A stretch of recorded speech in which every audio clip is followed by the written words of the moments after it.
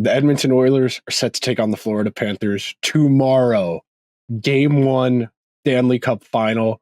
Armando Velez of Locked On Panthers is here to break it all down. Let's get to work, Oilers fans.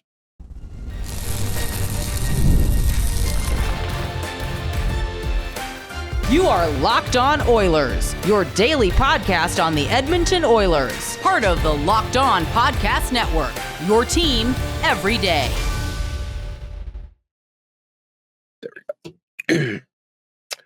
Hello, everyone, and welcome to today's very special crossover edition of Locked On Oilers and Locked On Panthers. I'm Nick Zararis, host of Locked On Oilers.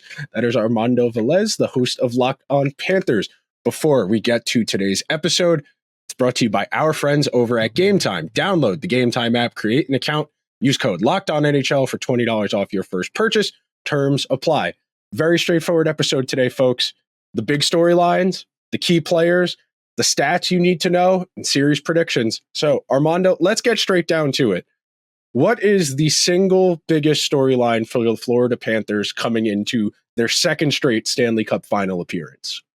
It's this one word. It's redemption for the Florida Panthers.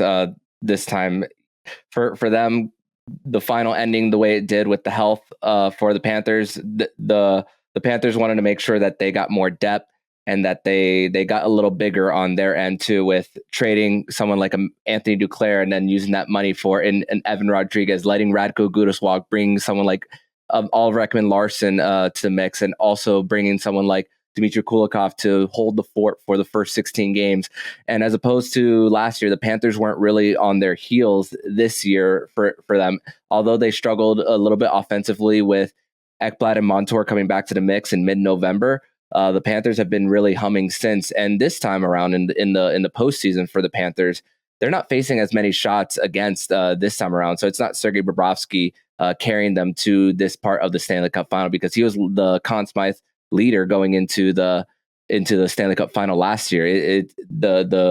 For the Panthers, they're not facing as many shots as the middle is for them tight. So it's a little bit of a different road for them. They never face elimination for them neither too. And obviously for the Panthers, the off the ice storylines is really the top 4 picks of the NHL entry draft, which was the first year of the current ownership for the Panthers in the Viola family. So a little bit of that storyline for them. And the Panthers, it's really all about continuing to put hockey on the map in South Florida and in the region too, as they're continuously trying to grow the sport. 26 years of not winning a round, and now you're 3 straight seasons at least in the second round and back-to-back Stanley Cup Finals. They have done a really nice job of assembling a team that's multifaceted and able to win in a few different ways. You know, that was kind of what made Tampa Bay so well equipped for all of those years, was if you needed to outscore them, they have Stamkos, Kucherov, Point. If you need a goaltending battle, they've got Vasilevsky. Florida's the same boat now, where if you want to get into a shootout, it's Barkov, it's Verhaeghe, it's Tkachuk. If you want a rock fight and you want to play defense and goaltending, we've got Bob and we've got Gus Forsling. If Florida is really well equipped for whatever type of game any of these games is going to take the shape of. For Edmonton, the off-ice stuff, it's real straightforward. Connor McDavid wants to be in that pantheon. The old heads will not give him the credit until he wins something. He doesn't even have like the gold medals that some of the other Canadians might be able to point to, because they haven't gone to the Olympics in so long. At least if he had a gold medal, he'd be like, all right, he's won something. He's got to get this for his... I don't care. I think he is the best hockey player I have ever seen. I'm only 27. I didn't see Gretzky. I didn't see Lemieux. Young Sid was close. This is the best hockey player I've ever seen. I don't care. He hasn't won anything. This is a team sport. This is the ultimate team sport. So as far as the big picture storyline, that's all the narratives. That is all the national media wants to talk about. Can McDavid anoint himself? Can he be this guy? Can he be the next in the line of the chosen ones? You know, you heard about Sid all those years in Rimouski, comes to the league, wins a cup within 3 years. The road for Connor and Edmonton's been a little bumpier, you know. Coming into this year, and I said this stat earlier today, and I'll reiterate it now, in the 18 years between their last Stanley Cup Final appearance and this year, so not including the 3 rounds they've won so far, they had won 4 playoff series in 17 years. If they were to win the Stanley Cup, they would match their total series wins for 17 years just this year. That's how different it is this year. And then as far as on ice, it's real simple. What do the Oilers do in the minutes McDavid and Draisaitl aren't on the ice? That is where these games are going to be won and lost because they've been so good in whatever round, whatever opponent, even against Vancouver, where there wasn't a lot of room, wasn't a lot of scoring opportunities. When McDavid and Draisaitl were out there, whether together or separate, they were able to control the game. When they weren't out there, Vancouver was in control of the game. So that's what makes it so interesting from a styles perspective, a matchup perspective, when you think about Edmonton versus Florida. Edmonton and Florida's got the guys to kind of hang around. Nobody's Connor McDavid. Sasha Barkov can be 90% of Connor McDavid, and that's enough to keep things close.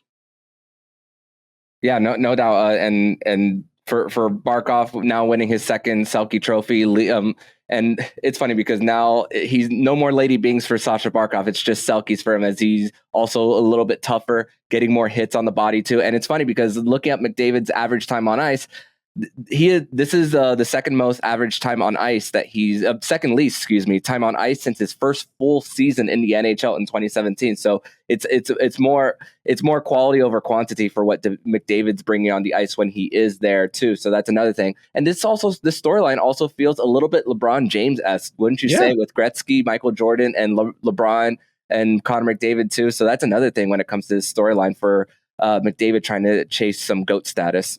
So one question for you before we move on to the next segment. Florida, obviously, like you mentioned in your opening salvo there, they were a fun team last year. They weren't expecting to get that far. They staved off elimination a couple of times. What would you say is the biggest on-ice difference this year versus last year? How did they get to this higher level of existence where they're not just hanging on, they're actively kicking butt now? It's the high danger chances against for the opposition. That's really what it comes down to.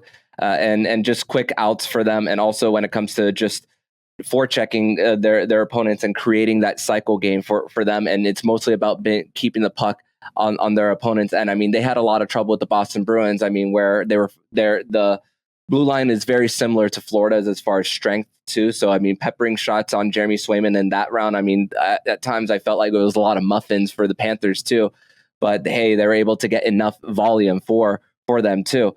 So that's another thing for the Panthers. It's really about just continuing to pepper more and more, get the forecheck going, overwhelm, tire them out. So, and there's also a psychological factor to what the Florida Panthers have done with their style of play too. That just throws the opposition out of sorts at times too. And it's really interesting to see what that's going to look like, especially with the bottom two pairs of the Edmonton Oilers and what they're bringing into the series. Yeah, you brought it up. You took the words out of my mouth. I think that's the single biggest matchup issue the Oilers are going to have is once you get past that Ekholm and Bouchard pair, are they going to be able to get out of their zone easy enough? You know, the Panthers were more than content to bleed the Rangers out over 6 games by taking advantage of the Rangers' inability to clear the zone over and over again. And Edmonton, at times in these playoffs, when they've gotten into trouble, that's exactly what's happened to them. They have been hemmed in their own zone. The other team has cycled them and really made them play active defense. And that's not something Edmonton's defense, once you get past their first pair, is particularly good at. We'll see if Vincent Desharnais draws back in or if the Oilers stick with Philip Broberg, because that's worked well since the second-year defenseman drew in. But real quick, before we get out of here, for the next segment, the thing I'm most curious to see, I want to see how the Oilers react to outward physicality, because the Western Conference and the Eastern Conference play very different styles. The Rangers got their butts physically kicked for 6 straight games and it wore them down. I don't think that Edmonton has been in a series like that yet this year. I think Dallas is a physical team, but Florida's on a different level because Florida's best players are also inherently physical guys too. Yeah, no doubt, and physicality, but also on the other end, the Florida Panthers haven't dealt with the speed of Edmonton too, with the 2 best players on the planet, 2 top 5 players, however you rank Draisaitl in that top 5. That's all subjective for everyone else, but also how they're going to deal with the speed, especially when they're in the neutral zone and entering the zone, and how they pin them possibly to the half walls and force them to go east-west versus north-south too. That's another thing for them. This should be awesome hockey. Armando and I will be right back after this, so stick around. A lot of life is unpredictable, But a good life insurance plan sets you and your family up for success against the unknown. With Policy Genius, you can find life insurance policies that start at just $292 per year for $1 million of coverage. Some options are 100% online and let you avoid unnecessary medical exams. Policy Genius helps you easily compare your options from all of America's top insurers in just a few clicks. Their award-winning agents can even walk you through the process step by step. Your work life insurance policy may not offer enough protection for your family's needs, and even worse, if you switch jobs, it may not come with you. Policy Genius has no incentive to recommend one insurer over the other. You can trust their guidance. Get peace of mind by finding the right life insurance policy with Policy Genius. Head to policygenius.com or click the link in the description to get free life insurance quotes and see how much you could save. That's policygenius.com. I want to thank everybody who's making today's edition of Locked On Oilers or Locked On Panthers part of your Friday. It's nice the NHL gave us a full week to decompress. I know a lot of people have been complaining. When you're doing this every day, getting a little bit of room to catch your breath, it's very nice. Let's get to the fun stuff. There are stars all over the place in this series on both teams. I think we each highlight one star player and we highlight somebody a little bit more under the radar. I give you the opening shot. Star player is going to be Sasha Barkov for the Panthers. I mean, the matchup against McDavid, but also I feel like also for the Panthers, whenever they're in the opponent zone too, Barkov's going to get his chances too. So I think that there's a big opportunity for Barkov also to counterattack McDavid, because you're not gonna stop him. You can only hope to contain him. That's really what it's going to be. So I'm not expecting 0 points or even I'm thinking that McDavid is going to average at least 1 to 1.25 points per game, somewhere in there. Maybe that's a little, maybe 1.5 for somewhere around there for him in this series, as he's chasing possibly getting 40 points since Gretzky and Lemieux. So that's another thing that he's chasing there. But it's going to be interesting to see how Sasha Barkov is going to match up. But also for me, it's going to be Anton Lundell, as far as like an under the radar type of player. I mean, he stepped up. I mean,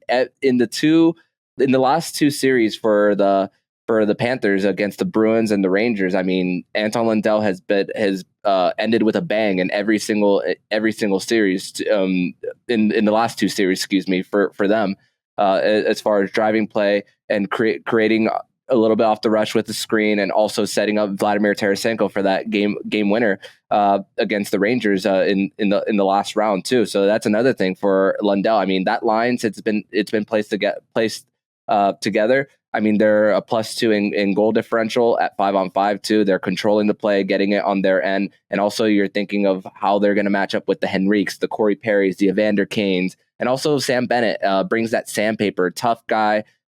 He was a menace, especially in the Boston series, with creating enemies, and also carrying that over to the Rangers series as he's also going back to Alberta, just like Matthew Tkachuk, facing off against an old rival.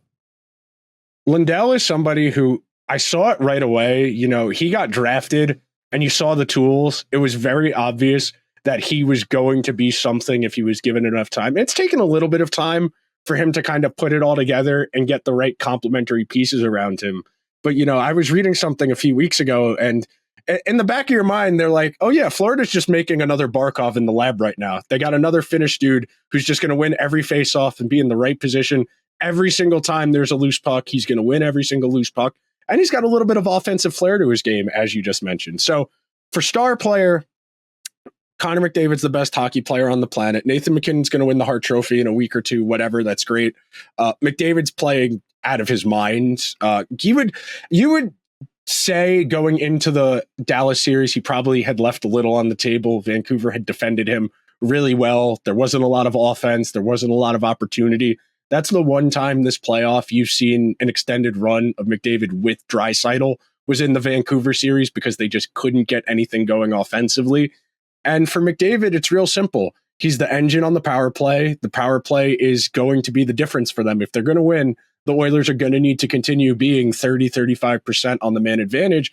And that's against a Florida kill, which it was lights out. I mean, the Rangers went 3 games without a power play goal, and the Rangers have one of the best power plays in the entire NHL regular season or playoffs. So for star player, McDavid, obviously, and then someone a little under the radar, I would say Philip Broberg, but I'm not positive he's going to stay in the lineup. So I'll pivot, and I will go with some combination of Connor Brown or Ryan McLeod or Corey Perry, whichever one of those 3 guys actually stays in the lineup, because there's been a little fluidity there. Same thing with Warren Fogle. The Oilers are going to need a goal from someone in that bottom 6. They are going to need somebody other than Leon, Connor, Nuge. They're going to need goals from somebody else in this lineup. They can do most of the heavy lifting. They can't do all of it. And you had mentioned Florida's depth is really solid. You know, their fourth line, even with Stenlund and Luosterainen, has been effective at points in these playoffs as well. So in comparison to Edmonton's, which just doesn't get a lot of ice time, you know, Janmark's line's getting 5-6 minutes a game. Florida's a little bit more at liberty to roll 4 lines, not evenly, but closer to even. Yeah, for them, and just that, and managing the minutes for them too when it comes to that, so that you're able to get Barkov into like that 21 23 range for him too. So that's another thing. And also, for you mentioned Luosterainen, him and Stenlund are on that top PK unit, and they're going to be going against Connor McDavid, and then after that it's Sam Reinhart and Barkov, and one, even though Barkov gets all the praise for his defensive work, I say don't sleep on Sam Reinhart and what he can do defensively too. I know he has 57 goals in the regular season and 3 power play goals in the last series against the New York Rangers too. But what he can do on the penalty kill, those are going to be something that the Panthers are going to be eyeing on. And also, just how can you counter what the Oilers do on the man advantage too?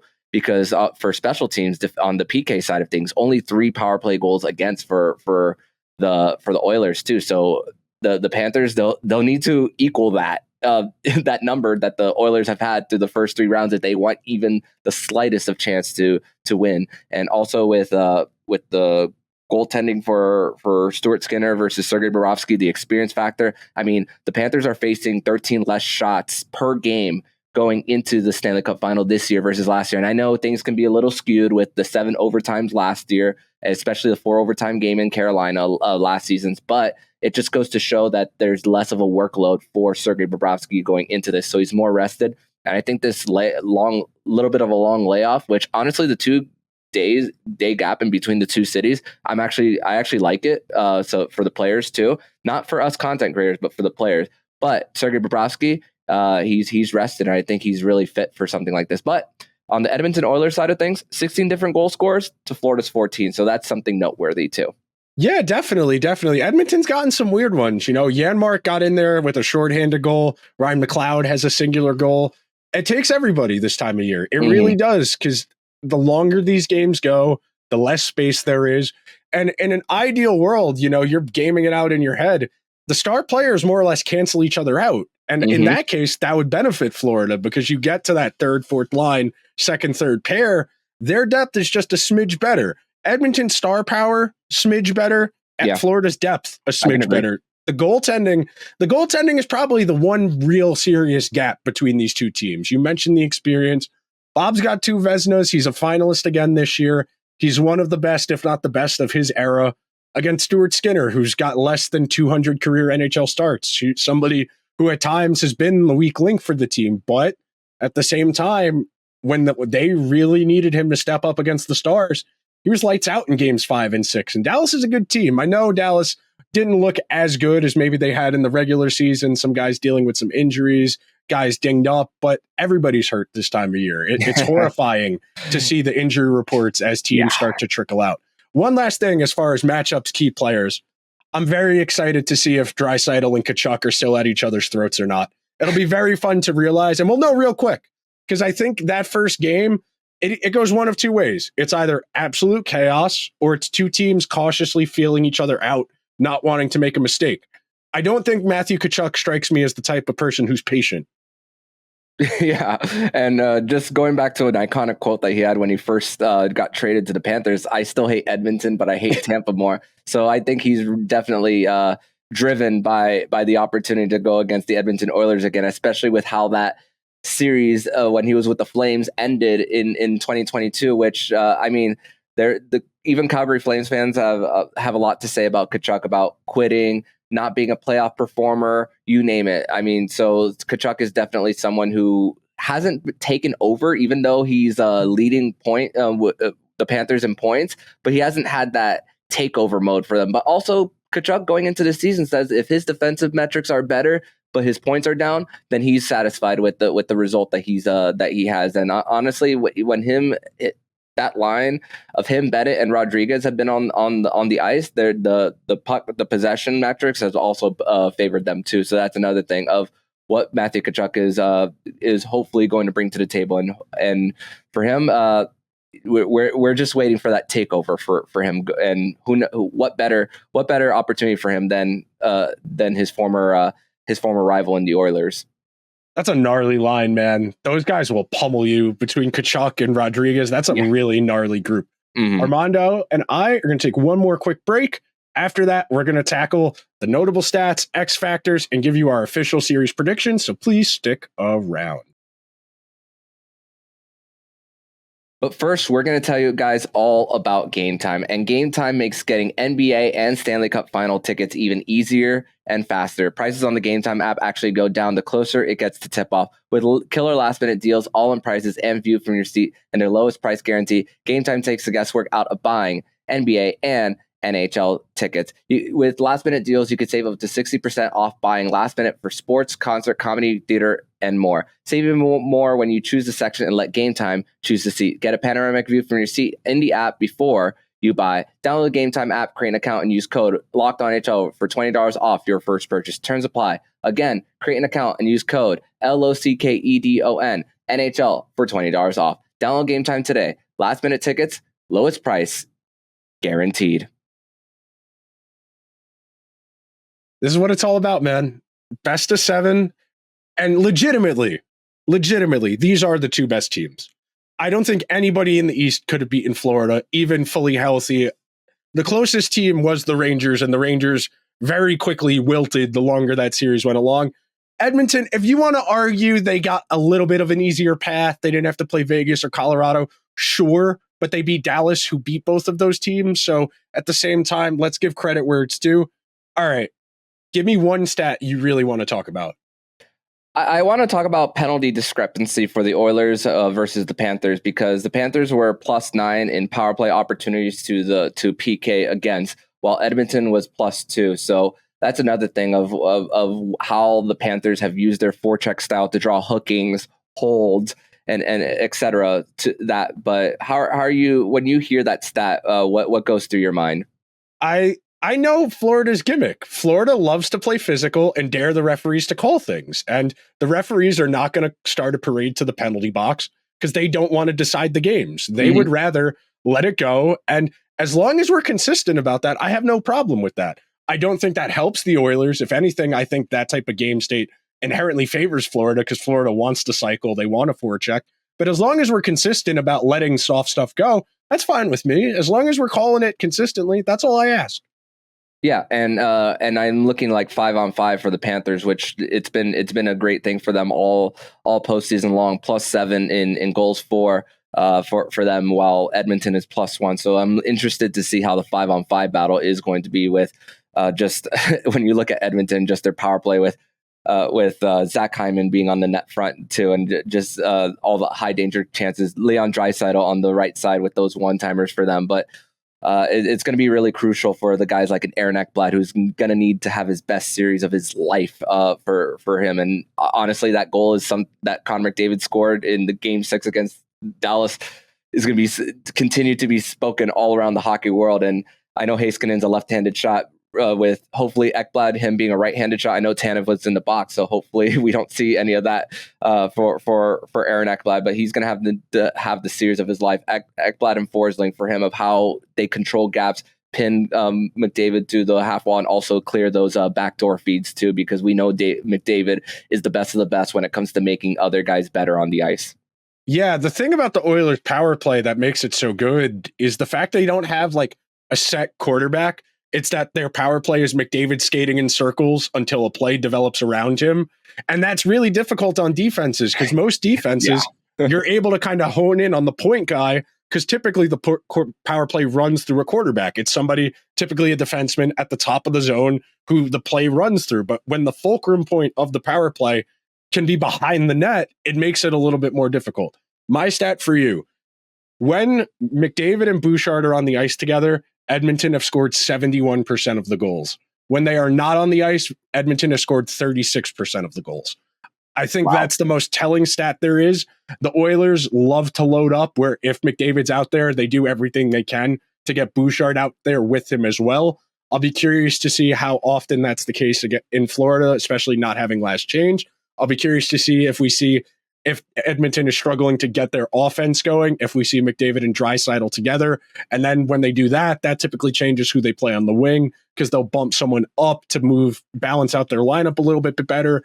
But if they can't get those two lines going separately of each other, they typically put them two together and say, we'll figure out the rest. I don't know how pragmatic that is against a Florida team that's deep and frankly has the ability to match close enough.